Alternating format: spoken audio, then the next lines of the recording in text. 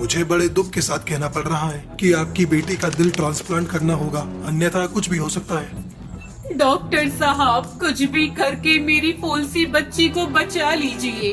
इस दुनिया में इसके सिवा मेरा कोई नहीं है। चाहे तो आप मेरा दिल मेरी बेटी को लगा दीजिए। हिमालय के जंगल में टूनी चिड़िया अपनी बेटी टुनटुनी चिड़िया के साथ रहती थी। टुनटुनी बहुत ही सुंदर और प्यारी थी। वो कभी भी अपनी माँ को किसी चीज के लिए तंग नहीं करती थी। अपने पड़ोस के पक्षी बच्चों को स्कूल जाते हुए देखकर एक दिन वो अपनी माँ टूनी से कहती है, मम्मी, इस मोहल्ले के सभी बच्चे पढ़ने जाते हैं, एक मैं ही हूँ जो स्कूल नहीं जाती। सारे बच्चे मुझे अनपढ़ कहकर चिढ़ाते हैं। तुम मेरा भी दाखिला स्कूल में करवा दो, मैं भी पढ़ने जाऊंगी। ठीक है बिटिया, मैं कल ही तेरा दाखिला सरकारी स्कूल में करवा देती हूँ। तुम मन लगाकर पढ़ाई करना। तब तक आप लोग कमेंट पे बताएं 167 माइनस 89 कितने होते हैं। हाँ मम्मी, मैं खूब पढ़ूंगी। अगले दिन टूनी अपनी बेटी टुनटुनी का दाखिला एक सरकारी स्कूल में करवा देती है। जब वो दाखिला करवा के घर लौट रही थी, तब उसे उसकी पड़ोसन चंपा रास्ते में मिलती है। कहो टूनी बहन, कहाँ से आ रही हो? घर में सब ठीक है ना? हाँ चंपा बहन, सब ठीक है। मैं टुनटुनी का दाखिला स्कूल में करवाने गई थी। बिटिया को पढ़ने का बहुत शौक है। अरे, ये तुमने बहुत अच्छा किया जो टुनटुनी का दाखिला स्कूल में करवा दिया। आजकल बेटा हो या बेटी, सबका पढ़ना बहुत जरूरी है। अच्छा, मैं चलती हूँ। चंपा कौवी वहाँ से चली जाती है। अगले दिन से टुनटुनी रोज स्कूल जाने लगती है और छुट्टी के बाद घर का काम भी करने लगती है। टूनी चिड़िया जंगल के अमीर पक्षियों के घर में काम किया करती थी। एक दिन जब टुनटुनी स्कूल से पढ़कर आई तो वो अपनी माँ से बोली, मम्मी, पता नहीं क्यों मेरे सीने में बहुत दर्द हो रहा है। आज मैं दर्द के कारण स्कूल में पढ़ भी नहीं पाई। बिटिया, ऐसा कर, तू हाथ मुंह धोकर आराम कर। मैं अभी तेरी मालिश कर देती हूँ। नहीं मम्मी, मैं थोड़ी देर सो लूंगी तो आराम मिल जाएगा। इतना कहकर टुनटुनी सो जाती है। अपनी बेटी के सीने में दर्द के बारे में सुनकर टूनी परेशान हो जाती है। हे भगवान, तू मुझे ये दर्द दे दे और मेरी बेटी को जल्दी से ठीक कर दे। मैं अपनी बेटी को जरा भी तकलीफ में नहीं देख सकती। किसी तरह रात गुजर जाती है। अगले दिन टुनटुनी के सीने का दर्द ठीक नहीं होता। अरे बेटा, तुझे सीने में दर्द के साथ साथ तेज बुखार भी है, तो चल, मैं तुझे अभी डॉक्टर के पास लेकर चलती हूँ। टूनी अपनी बेटी को लेकर तुरंत डॉक्टर के पास जाती है। डॉक्टर, मेरी बेटी की तबीयत कल से ठीक नहीं है, उसे जल्दी ठीक कर दीजिए। बहन जी, मैं समझ सकता हूँ, आप माँ हैं, इसलिए आपको अपनी बेटी की बहुत फिक्र है। लेकिन मैं एक डॉक्टर हूँ, मैं अभी इसके कुछ टेस्ट करके दवा देता हूँ। डॉक्टर टुनटुनी का टेस्ट करते हैं, फिर टूनी से कहता है, मुझे बड़े दुख के साथ कहना पड़ रहा है कि आपकी बेटी का दिल ट्रांसप्लांट करना होगा, अन्यथा कुछ भी हो सकता है। डॉक्टर साहब, कुछ भी करके मेरी फूलसी बच्ची को बचा लीजिए। इस दुनिया में इसके सिवा मेरा कोई नहीं है। चाहे तो आप मेरा दिल मेरी बेटी को लगा दीजिए, पर मेरी बेटी को कुछ भी मत होने दीजिए। डॉक्टर टूनी का दिल टुनटुनी को लगाने की तैयारी में जुट जाते हैं। टूनी जल्दी जल्दी अपनी बचपन की सहेली मीठी तोती के पास जाती है।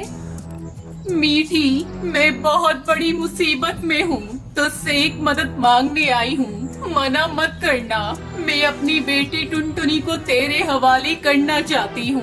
मेरे बाद तो उसका ख्याल रखना। फिर टूनी सारी बात मीठी तोती को बताती है। ऑपरेशन के 2 दिनों बाद टुनटुनी को होश आता है। वो अपनी माँ को ढूंढने लगती है। बेटा, तेरी माँ इस दुनिया में नहीं रही, लेकिन उसका दिल तेरे अंदर धड़क रहा है। आज से मैं तेरी माँ हूँ। ये बात जब टुनटुनी सुनती है तो उसे बड़ा अफसोस होता है और अपनी माँ को याद करके रोने लगती है। उस दिन के बाद से टुनटुनी मीठी तोती के साथ अपनी जिंदगी बिताने लगती है।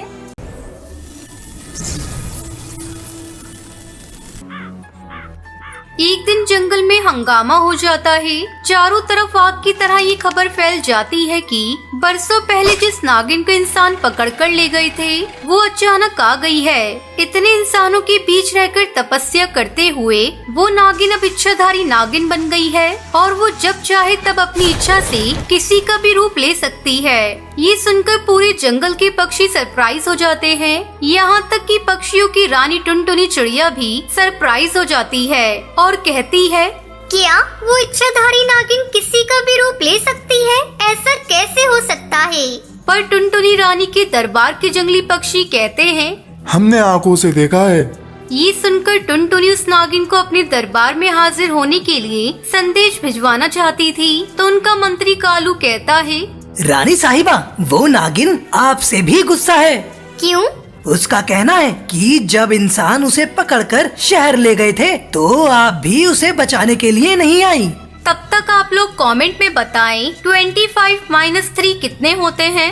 अरे तो क्या हम शहर में धावा बोल देते, वो भी इंसानों के बीच। अरे तुम्हें तो पता है हमारे सेनापति गिद्ध भले ही सबसे खतरनाक जानवर कहलाते हो, पर इंसान से ज्यादा खतरनाक और ताकतवर जानवर कोई भी नहीं है। हम इंसानों से कैसे पंगा ले सकते थे? ये बात तो उसे समझानी पड़ेगी महारानी जी। तो समझाओ और उसे हमारे सामने लेकर आओ। हम भी तो इच्छाधारी नागिन को देखने की हमारी इच्छा पूरी करें। और टुनटुनी महारानी के कहने पर कालू से बुलाने के लिए उसके बिल के सामने पहुंचता है। नागिन, ए नागिन। नागिन नहीं, इच्छाधारी नागिन बोल। अच्छा, इच्छाधारी नागिन, टुनटुनी रानी ने तुम्हें बुलाया है। क्यों? वो तुम्हें देखना चाहती हैं। अरे हटो हटो, इच्छाधारी नागिन की जय हो, जय हो। बोलो, क्या इच्छा है तुम्हारी? नागिन देवी, मेरी केला खाने की इच्छा है, पर कहीं मिला ही नहीं। दूसरे बिल में हाथ डालो, केला मिल जाएगा। अरे ये क्या नाटक है? अरे नाटक नहीं, हकीकत है ये। इंसानों के बीच रहकर इंसानों से तपस्या सीखकर इच्छाधारी नागिन बन गई है ये। अपनी इच्छा से अपना रूप बदल सकती है और तो और हमारी इच्छा भी पूरी कर सकती है। बस चलो, तुम्हें टुनटुनी महारानी ने बुलाया है। नहीं आऊंगी। तुम्हें तो आना ही पड़ेगा, नहीं तो मैं तुम्हें उठा के ले जाऊंगा। नागिन, अपनी इच्छा से चील का रूप बदलकर इसे सबक सिखा दो। चील, हट जाओ। मुझे नागिन को टुनटुनी रानी के दरबार में लेकर जाना है।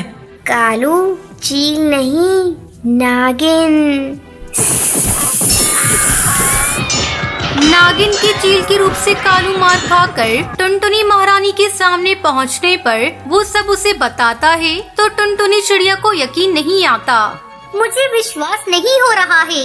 मुझे भी विश्वास नहीं हुआ था, मगर वो नागिन चील का रूप लेकर नागिन की ही आवाज में बात कर रही थी। चील नागिन की आवाज में बोल रहा था। काश ये सीन हम भी देख पाते। चलो अभी उसको अपनी तलवार की धार का मजा चखाती हूँ। और टुनटुनी रानी कालू के साथ नागिन के बिल के पास पहुंचती है। ये नागिन।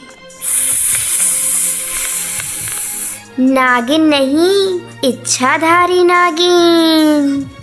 हाँ इच्छाधारी नागिन, बाहर निकल। अभी मैं तेरी सारी इच्छाएं पूरी करती हूँ। ले, किसका रूप ले सकती है? तू बाहर आती है या तोड़ दूं तेरा घर? अरे भागकर कहाँ जाएगी? मैं आसमान में चली जाऊंगी। तू तो ज्यादा ऊंचा उड़ नहीं पाएगा। तू भी कहाँ उड़ पाएगी? मैं इच्छाधारी नागिन हूँ, चील बनकर उड़ जाऊंगी। महारानी, वो देखिए, वो तो चील का रूप लेकर पर्वत से ऊंचा उड़ गई। अब पकड़कर दिखा मुझे। दम है तो नीचे आ, बताती हूँ तुझे। मैं इच्छाधारी नागिन हूँ। ले, तेरी ये इच्छा पूरी कर दी। अब आगे आगे नागिन और पीछे पीछे टुनटुनी रानी भागते हैं। अचानक एक जगह पहुंचकर टुनटुनी चिड़िया जैसे ही तलवार से नागिन पर हमला करती है, नागिन तो अपनी जगह से हट जाती है, मगर टुनटुनी चिड़िया के ऊपर एक पिंजरा गिर जाता है। ये देखकर नागिन उसे फुफकारती है। पिंजरे से टुनटुनी चिड़िया बाहर निकलने की कोशिश करती है, पर निकल नहीं पाती है। अचानक नागिन टुनटुनी चिड़िया का रूप बदल लेती है। अरे तुम कौन हो? पहले तो कभी तुम इस जंगल में नहीं देखा। मैं नागिन हूँ मूर्ख। अपनी इच्छा शक्ति से मैं टुनटुनी रानी के रूप में आ गई हूँ। अब तू यहीं मर, मैं तेरी जगह जंगल में राज करूँगी।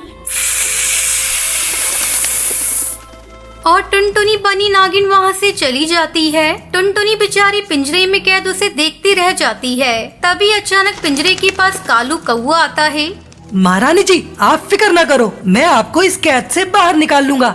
कालू ने अपनी धार वाली तलवार से पिंजरा काट दिया और टुनटुनी महारानी आजाद हो गई। बाहर आकर टुनटुनी ने कौवे से कहा, हम एक काम करते हैं, हम गिद्ध भाई से कहकर नागिन को पकड़ लेते हैं, फिर देखते हैं वो किसका रूप लेती है और क्या करती है। और उन्होंने गिद्ध की मदद से अपने बिल के अंदर जा रही नागिन को अचानक पकड़वा लिया। ये देखते ही नागिन छटपटाने लगी, अपने आप को छुड़ाने की कोशिश करने लगी, पर छुड़ा नहीं पाई। तभी टुनटुनी कालू तोताराम वहाँ आते हैं और उसे छटपटाता देखकर कालू कहता है, क्यों छटपटा क्यों रही हो? तुम तो इच्छाधारी नागिन हो, अपने आप को छुड़ा लो।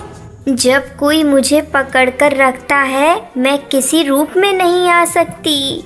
तब तो अच्छा है गिद्ध भाई, तुम इसे पंजों में ही दबाकर मार दो। कम से कम हम इसकी इच्छाओं से शिकार होने से बच जाएंगे। नहीं, मुझे छोड़ दो, मुझे बचा लो। अरे मैं इच्छाधारी नागिन नहीं हूँ। क्या तुम इच्छाधारी नागिन नहीं हो? फिर तुमने कैसे चील का रूप धारण किया?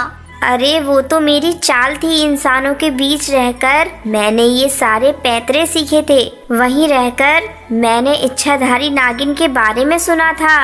इंसानों के बीच रहकर ये जो सब तुमने हुनर सीखा था, उसका सही उपयोग किया होता तो आज जंगल के बच्चे ऐसा जादू देखकर कितने खुश होते।